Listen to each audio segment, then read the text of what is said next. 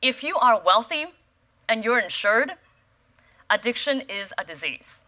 Right? You can go off and people will send you to some clinic and you come back and you're battling a disease and you write about it in your memoirs and it's like you've battled something.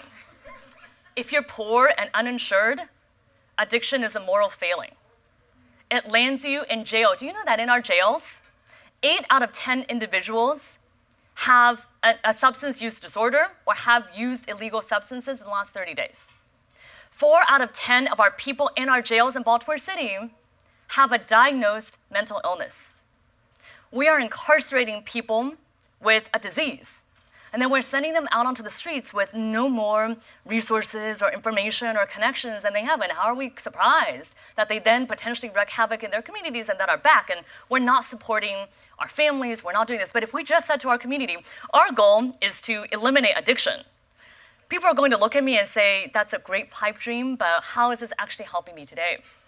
In our city, we have more people last year who died from drug and alcohol overdose than died from homicide.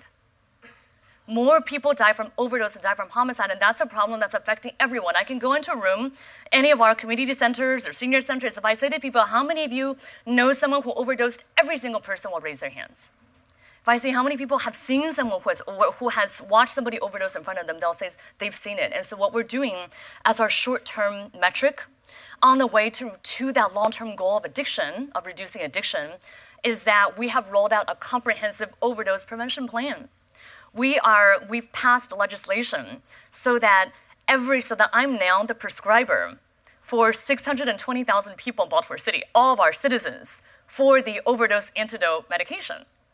And we've trained over 6,000 people this year alone, including our police officers, who for the first time last month, 4 of our police officers saved 4 people's lives, which is also helping to change that mentality in policing from we're doing something to people to we're trying to save lives.